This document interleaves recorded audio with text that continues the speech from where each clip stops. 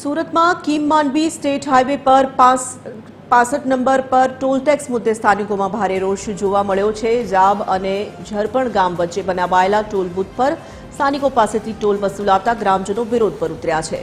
ગ્રામજનોએ આક્ષેપ કર્યા છે કે વિકાસ માટે જમીન આપ્યા બાદ હવે ટોલ ચૂકવવું પડે છે। રોડ પાસે ખેતરો હોવાથી દિવસમાં અનેક વખત અવરજવર કરવી પડે છે, ત્યારે ગ્રામજનો ટોલ ટેક્સમાંથી મુક્તિ આપવામાં આવે તેવી માંગ કરી રહ્યા છે અને જો માંગ સ્વીકારવામાં નહીં આવે તો ચક્કાજામ કરવાની ચેતવણી પણ ઉચ્ચારવામાં આવી છે। ગુજરાત સરકારના બજેટમાંથી 200 કરોડ જેટલી માતબર રકમ આ રસ્તાને બનાવવા માટે ફાળવી હતી।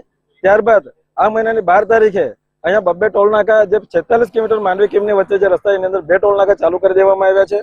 સ્થાનિકોએ જમીન આપી ટેક્સના પૈસાથી ટોલ નાકું બન્યું અને સેફ્ટી ઓડિટના કોઈ ઠેકાણા નથી।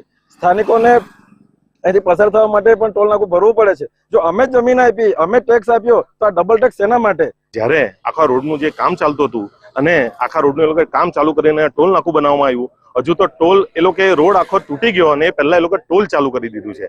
આખું રોડને આખી મરામત કરવાનું જે તમે અરેઠની અંદર જો, વદેસિયાની અંદર જો, તરકેશ્વરની આગળ જો, કરણની જો, રોડ આખા વચ્ચેથી તિરાડો પડી ગઈ છે।